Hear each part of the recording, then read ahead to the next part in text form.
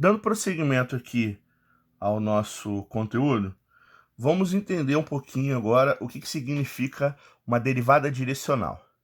Em primeiro lugar, nós aprendemos lá no cálculo 1 que a derivada representa a taxa de variação de uma função. Então, uma função ela é representada por uma curva no plano e a derivada em qualquer ponto ela vai me dar a taxa de crescimento ou decrescimento daquela função.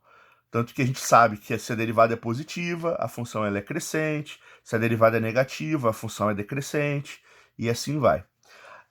Além do sinal, que indica onde está crescendo e descendo, o número, o valor da derivada, representa a velocidade com que essa função sobe ou desce. Então, uma função que tem derivada 2 significa que para cada mudança em x, a mudança em y é 2 vezes maior. Tá? Eu estou botando o quê? O y em função do x. Eu estou calculando uma taxa de crescimento, uma velocidade, uma proporção de crescimento. Só que quando a gente trabalha com várias variáveis, isso já fica um pouco mais complicado. O que seria a taxa de variação de uma superfície? Então, é a proporção de crescimento ou decrescimento, ou seja, também é a velocidade com que o gráfico sobe ou desce no espaço. Imagine que você está em uma montanha. Então, a derivada direcional é uma forma de calcular a taxa de crescimento quanto a montanha está subindo ou descendo em um certo lugar, tá certo? Só que para eu poder calcular essa taxa, eu preciso de algumas informações. Tá? Na verdade, eu vou precisar de 3 informações. Primeiro, para calcular uma taxa de crescimento, eu preciso da função. A função é que ela me dá todas as alturas dessa superfície. É como se fosse a fórmula que representa a superfície da montanha. Outra coisa, dependendo da onde eu estou, eu posso ter crescimentos diferentes. Se eu chegar no topo, a montanha não sobe mais, ela só desce, só tem decrescimento. Mas se eu estiver numa lateral, se eu olhar para um lado, ela sobe, para o outro lado ela desce. Se eu estiver lá no pé da montanha, só tem como subir a montanha, porque eu já estou lá no chão. Então, assim, além de conhecer a fórmula da superfície, que é o primeiro ponto, eu preciso conhecer qual ponto dessa montanha eu estou, né? E aí é que entra, eu preciso de um ponto desejado para calcular essa taxa. Outra coisa, se eu paro na superfície em cima da montanha em cima de um ponto, existem vários crescimentos diferentes, depende para onde eu estou olhando.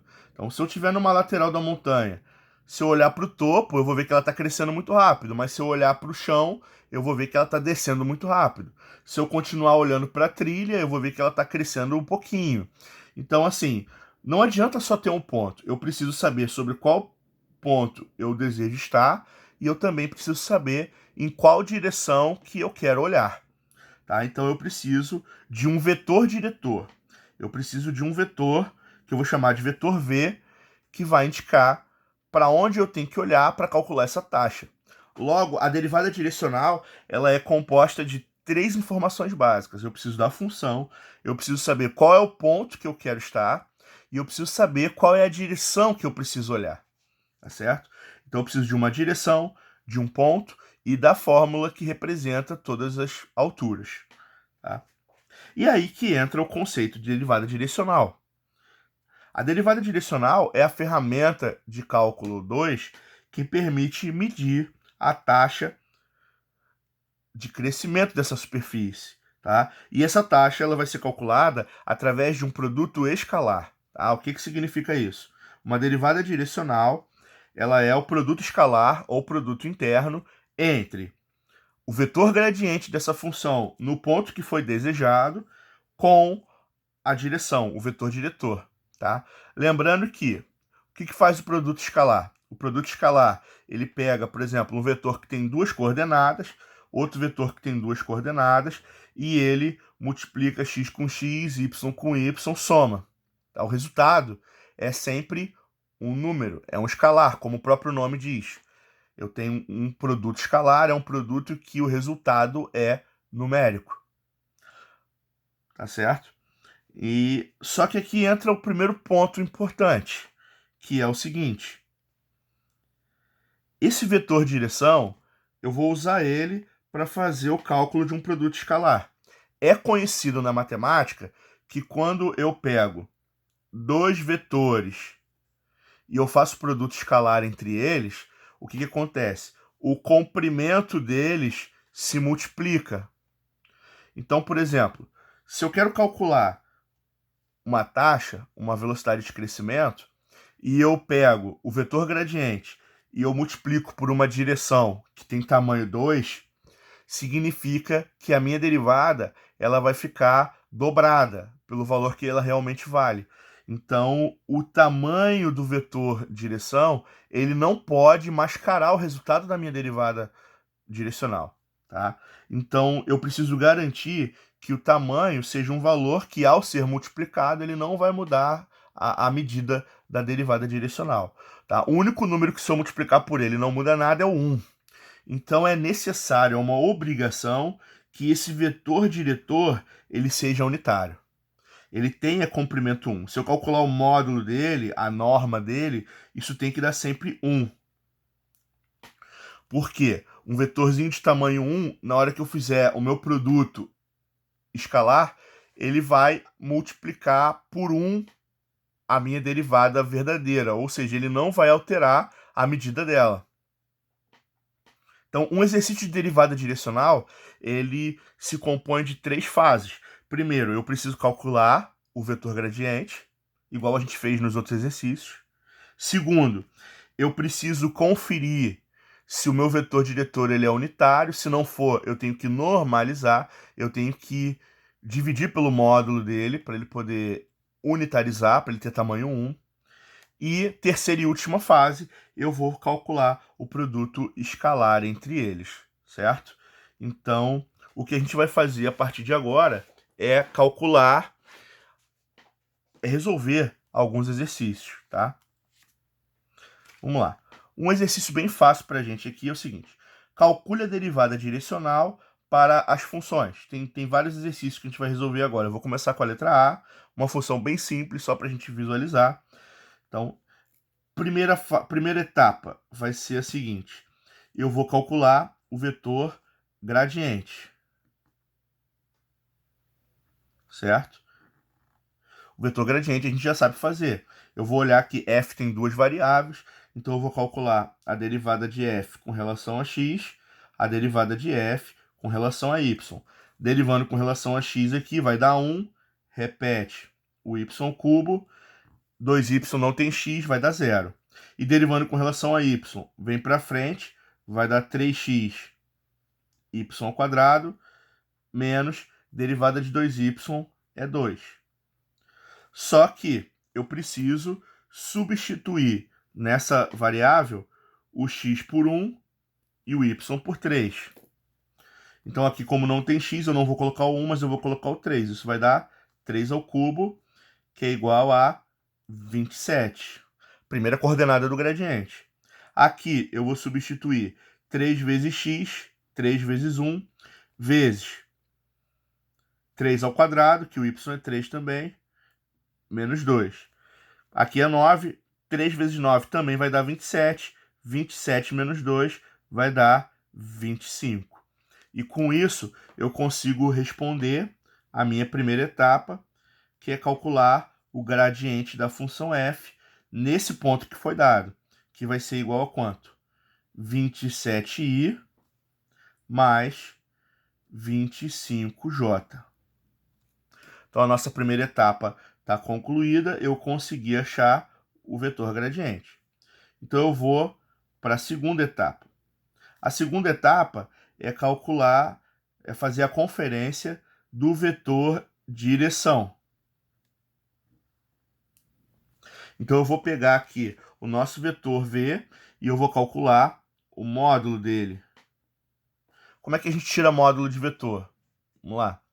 Cálculo vetorial. Eu vou tirar a raiz quadrada da soma do quadrado das coordenadas. Então, eu vou pegar aqui 3 elevado ao quadrado mais 4 elevado ao quadrado. Vou somar isso tudo e tirar a raiz quadrada. Isso vai dar raiz quadrada de 9 mais 16, que é igual a raiz quadrada de 25, que é igual a 5. E aqui eu tenho um problema. Por quê? Porque 5 é diferente de 1. Significa que o vetor não é unitário. Então eu preciso resolver isso. O que eu vou fazer? Eu vou normatizar o vetor, ou normalizar o vetor. Então eu vou pegar aquele meu vetor que está indicado, que é 3i mais 4j, e eu vou dividir todas as minhas componentes por 5. Então agora eu vou ficar com 3 dividido por 5i, mais 4 dividido por 5j. Tá? Então aqui eu tenho o meu novo vetor, que ele é unitário. Para finalizar, eu vou ir para a terceira e última etapa, que é justamente calcular a derivada direcional. E como que eu calculo essa derivada direcional? Fazendo o produto escalar entre o gradiente e a direção unitária. Tá? Então, a minha derivada direcional vai ser igual ao produto escalar entre 27i mais 25j com o vetor 3/5 de i mais 4/5 de j. E como é que a gente resolve produto escalar? A gente vai multiplicar quem é i com quem é i, quem é j com quem é j, e vai somar. Então o meu resultado vai ficar o quê? 27 vezes 3/5 mais 25 vezes 4/5. A gente pode ficar tentado a simplificar esse 25 com esse 5. Só que esse 27 não divide por 5. Então o ideal nesse caso é manter todas as frações com denominador 5, senão eu vou ter trabalho dobrado. Eu vou ter que refazer o MMC para voltar a botar tudo na forma de fração de novo. Tá? Então isso aqui vai dar 27 vezes 3, 81 quintos, mais 25 vezes 4, 100 quintos. Então eu vou ter uma resposta final igual a 181 quintos, que não dá para simplificar mais, então está na forma irredutível. Essa é a minha solução para o problema da derivada direcional. Então repara que a gente vai ter 3 etapas para fazer. Primeiro, calcular o gradiente no ponto que foi dado. Segundo, conferir se essa direção tem tamanho 1, calculando o módulo dela. Se não for 1, eu vou dividir cada um dos seus componentes por esse módulo e eu vou achar o vetor unitário. Geralmente, vetor unitário é fracionário, tem fração mesmo, não tem jeito. E 3, eu vou calcular a derivada direcional, fazendo o produto dos i's com os j's e somando, tá? Para ver qual vai ser a resposta que eu vou encontrar. É muito importante você notar o seguinte: a derivada direcional, ela sempre será um número. Por quê? Porque ela representa a taxa de crescimento. Uma taxa é uma proporção, é um valor numérico, é o dobro, o triplo, um quinto. Então, não tem jeito, a resposta que a gente vai encontrar é sempre um número, mesmo que ela fique em fração, mesmo que ela tenha raiz, mesmo que ela não seja um valor muito palatável, mas ela continua sendo um valor numérico, um número real, tá certo?